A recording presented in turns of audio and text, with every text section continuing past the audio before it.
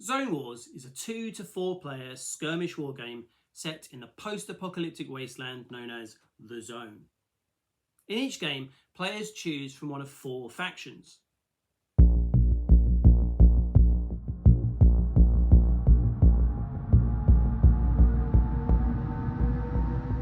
In this video, I'm going to go over the rules and play through a turn of combat so that you can see how the game runs. Each faction comes with a choice of 5 characters, but for most missions you'll tend to use 3. This is a nice way of including a little bit of list building without slowing down the game. Here's a character card, in this case Plutonia, the leader of the Nova cult, and you can see his affiliation marked in the top right hand corner of the card. Along the left hand side you can see his 4 attributes: ranged, melee, survival and health. And down at the bottom a list of his starting gear and mutations.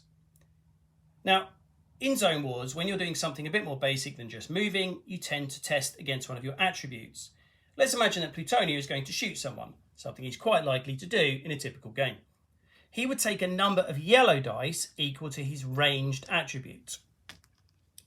Now, this can be buffed by situations. If, for example, he was firing from an elevated position, he'd get an extra yellow dice. Or if he was shooting somebody in the back, always good, he would also get another yellow dice. There's also gear to consider. In this case, he's got a scrap pistol. It's part of his starting gear. It's very basic, but it does at least give him 1 extra dice. So let's see how that test goes. You can see here that Plutonia has not rolled particularly well. In fact, we've got a 1 there, which could be quite bad later on. We've got another 1 here. Now, let me explain how that works. 1s on yellow dice can potentially generate M points, which are what you use to power your mutant abilities. 1s on black dice represent the potential to damage your weapon. But neither of those takes any effect unless you push your roll. Now, to push your roll, you set aside any 1s and 6s and re-roll everything else. So let's imagine Plutonia is pushing this roll. Now that's a bit better. This 6 here is a success. So in this case, he's managed to strike his target with his shot and done a point of damage. He's also got these. Now these 2 1s here on the yellow dice will generate 2 M points. So that's quite successful. He will get perhaps not lots of damage against his opponent, but the 2 mutant points will be very useful later on. This 1 black dice though, that means that unfortunately his weapon will take a point of damage. So his scrap pistol for now will effectively give him no extra dice. The push mechanic in Zone Wars works really well. It comes from the original role-playing game. And I think the reason that it's so perfect is because it fits the setting. This is not a place, the Zone, where you can play things safe. Your characters are constantly on the edge, having to push themselves just to survive. And that's the way that the mechanics work. When you push your roll, you increase the chance that you will damage your weapon, but you will also draw on those inner reserves, and that's what gives you mutation points. So when you get this nice synergy between mechanics and theme, I think games really work, and I think we've got that here. At the start of the game, you need to place a number of tokens into a cup or bag, 1 for each model from a particular faction. To this, you add zone tokens, 1 for each player. You then draw tokens from the bag to see who activates next. If it's a faction token, the player controlling them can choose which model to activate as long as they haven't already had a turn. I'll explain actions shortly. If it's a zone token, then one of 2 things happens. If it's a trigger card, then the scenario moves on in some way. Otherwise, it's a random encounter, which might be a ferocious beast that's been drawn to the smell of blood, or some other horrific incident such as a cloud of gas floating across the battlefield. When a model activates, it can take a single action. But many of these actions involve 2 elements. For example, the most common action is move and attack. This allows your model to move up to 5 inches and then to make an attack.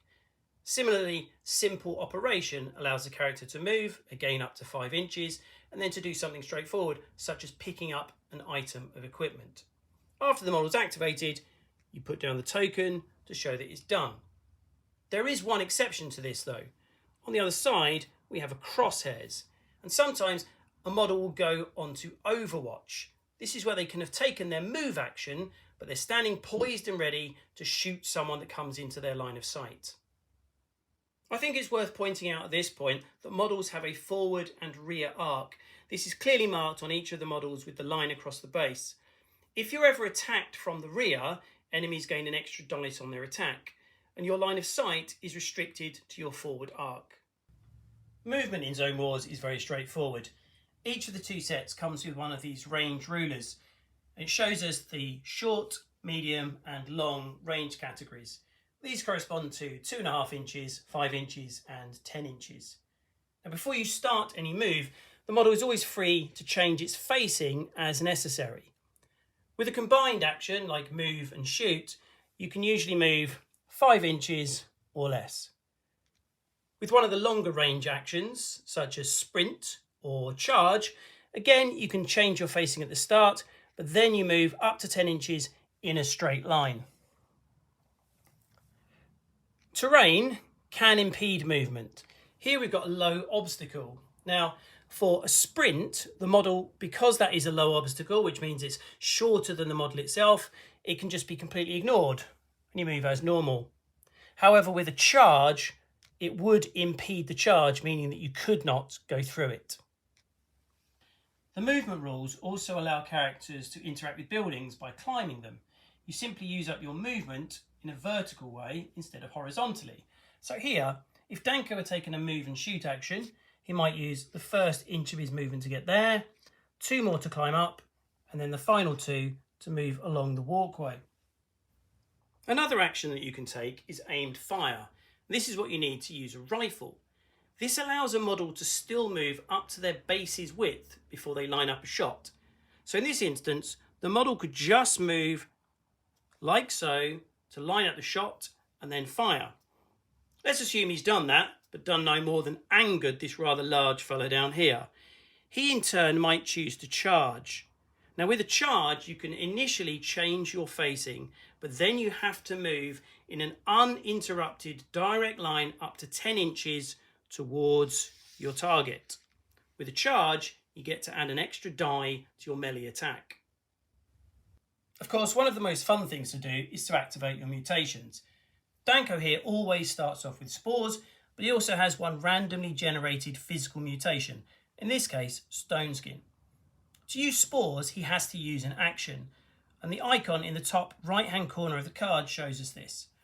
The model moves up to medium distance and then inflicts damage equal to M points spent on each target within close range. Armour and cover have no effect. That's very good. Danko could use an action, decide how many M points to spend, and job's a good one. Stone skin, in contrast, is a reflex mutation. That means that he would use it out of turn in response to perhaps being shot at. A third type of mutation is enhance. This is used to help you achieve something that you're already trying to do. Here's an example of an enhanced mutation, Crusher. The damage done by a successful melee attack is increased by 1 per M point spent. So in this case, Hugust, who is always willing to do this, has charged in and tried to chop someone up using his chainsaw. He hits successfully, and then he can use Crusher to do more damage. If a character ever receives damage equal to or exceeding their health, then they are broken. In this instance here, Hugust is using that chainsaw that we just mentioned to charge in and attack Psycho. Let's say that Psycho takes 2 more points of damage. That would equal his health, so he is now broken. Place the model face down. Now in his next activation, Psycho will get a chance to take the recover action. He takes a number of dice equal to his survival and rolls them. If he gets 1 or more successes, then he will recover. All the damage is taken off his card, which is flipped over to show that he is now bloodied. He can continue fighting during the battle, but if he is taken out again, then he will be permanently out of the battle. If, for example, Psycho does not succeed with his survival roll, however, you flip him over onto his back. Now, the next time that he activates, he will automatically get up. So even if you fail your survival roll, you're not going to lose the use of the character for too much of the game. There are more rules, of course, but I think that's enough to get going. And as you can see, I've set up the table, so let's play through a turn. For this little skirmish, I'm going to take Dux, Moose and Reuben from the GenLab tribe. Dux is a good all-rounder, and thanks to his warning call mutation, he can help the others to stay safe. He's also got fast reflexes, which allows him to activate when it suits him to do so. He's armed with a crossbow, which is a ranged weapon that doesn't trigger certain reflex mutations because it's a silent attack. Moose is a bruiser. He's great at getting in where the action is thickest. Thanks to his antlers, he can do extra damage, and Charger allows him to go through any non-building terrain as though it wasn't there. He actually smashes it and destroys it. A building is anything with one or more floors. Reuben has the ability to burrow underground, so he can move underneath terrain, and he can do a charge in that way as well. When he gets there, as well as having his hatchet, he's got a venomous bite, which can add to the damage that he does. Up against the GenLab tribes, we'll have Danko, Hugust, and Franton from the Arc Mutants. Danko is very much a leader. His excellent survival stat means that he's really good at coping with the various threats and dangers that the zone might produce. That means that when a zone card is drawn, if it affects him, he's very good at turning it to his advantage and having it affect the opposition rather than his team.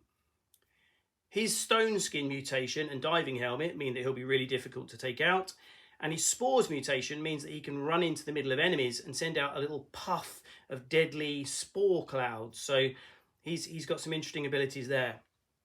Hugust is a very big lad. He will like to charge in and carve his name into his enemies using that chainsaw of his. Franton is excellent at ranged attacks. He's got 5 ranged. Given that he's got a scrap rifle and his insect wings, he's a natural sniper. I'm going to see if I can't get him up onto some high terrain and take a few pot shots at the other guys. We're going to play through a round of the first scenario, Throwdown, in which the 2 rival gangs are out in the zone searching for spoils, and they happen to have encountered each other, and they really don't get on. So the first thing I need to do, take 3 tokens for the Arc Mutants, 3 tokens for the GenLab tribes, and 2 zone tokens. I'm imagining this is a 2-player game. So they're in the bag, give them a shake, and pull one out. Okay, so our first token is for the Arc Mutants.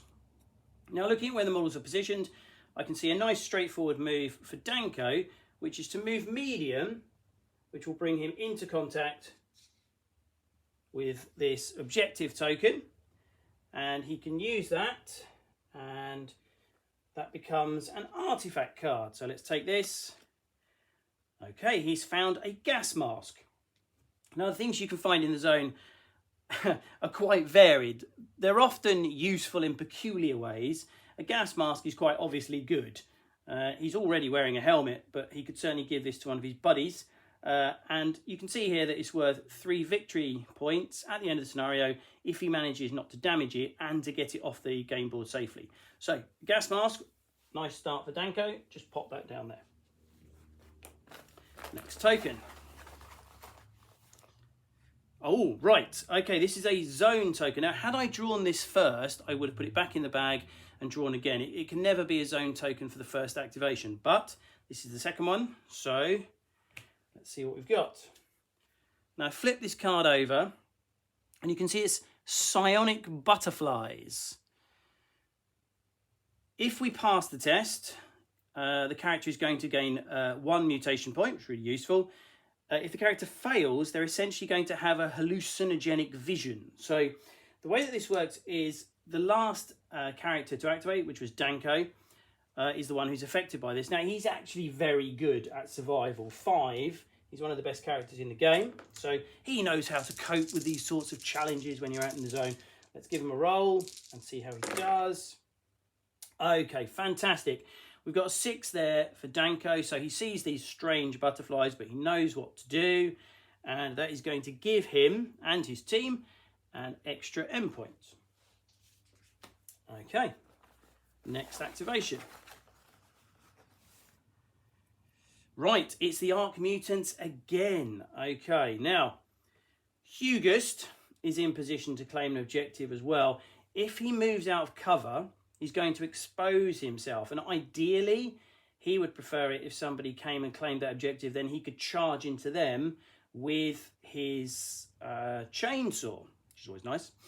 But he can't really ignore this opportunity, so he is also going to do a medium move. He can ignore this obstacle because it's smaller than his model. He moves forward, and he also claims an objective. So the Arc Mutants are doing well with collecting gear so far. Now he has found a teddy bear. He doesn't strike me as a teddy bear kind of guy, but you never know. And that's worth just 1 victory point. But here we go. We'll put it with Hugest. Yeah, that is what it is. It does nicely illustrate the sort of fun element of the game. It is quite zany. It's not to be taken too seriously. So next activation. Now it's the final activation for the Arc Mutants. So they're going to have completed all their activations, and then the Gen Lab tribe can go after them. That's interesting. So I think that I'm going to... Now you can check range at any point. If I move... Okay, what I'm going to do is I'm going to spend an endpoint for Franton. So he's burning that, and he's using his wings. Now what this allows him to do is to make a long move, ignoring terrain, and I'm going to fly him right up to the edge of that piece of terrain, which puts him just in range of our bunny friend here, Ruben, and he is going to take a shot. So I'll pop down his activation token. Now Franton is an excellent shot. This is the reason why I want to do this. He's got 5 ranged, plus he's armed with a scrap rifle, which gives him 2 more dice and a bonus of +2. It's worth pointing out that that particular mutation allowed him to move and do an aim shot. It needs to be an aim shot with the scrap rifle. So here we go. All 7 dice. Let's see how he does. Okay, we've got 1 success there and 2 1s. Now that definitely means that it's worth pushing the roll, because whatever happens, this is going to generate 2 endpoints, and they're very useful for using characters' abilities. Oh, fantastic. Right, we've got another success and another success. So that is 3 points of damage. Franton is a crack shot. Now, looking at Ruben's stat card, 3 points of damage is his health. So that has broken him. Okay, he's just bouncing around out in the zone, trying to find some lunch perhaps. And this guy flits in, cracks off a shot, and boom, down he goes. So I think Franton's going to be feeling pretty pleased with himself after that. These 2 1s mean that he gets 2 more M points as well. Very nice. That's a good round for him. Now, the Gen Lab tribe haven't done much yet. Let's see if they can strike back. So the next token to come out of the bag is the Gen Lab tribes, as I would expect. Now, Hugest, as I mentioned, he's exposed himself. Let's just check here. Is he within 10 inches? He is.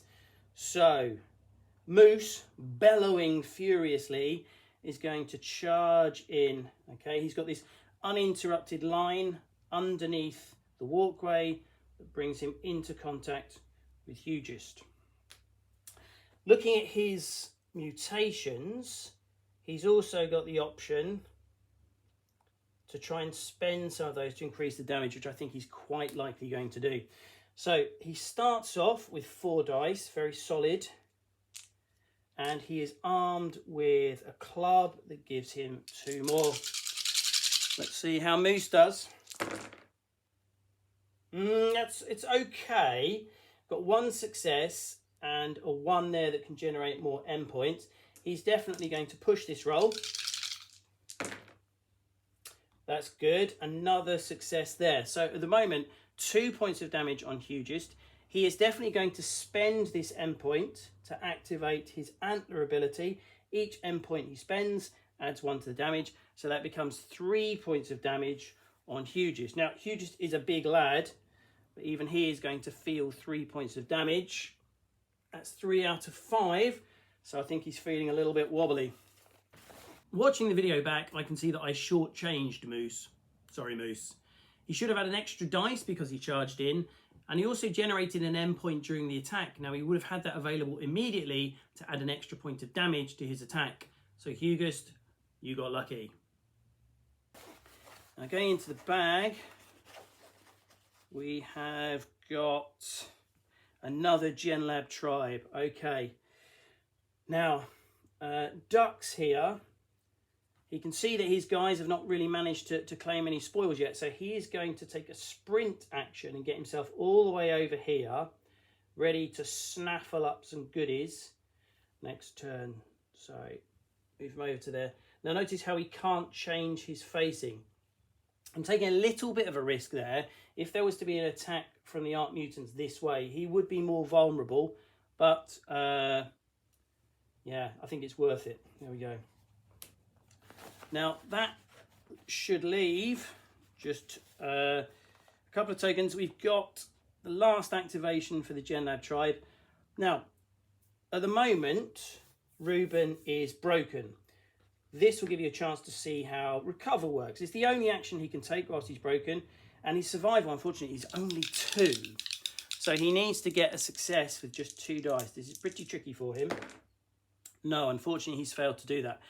But what does happen is we take his model and we put it onto his back.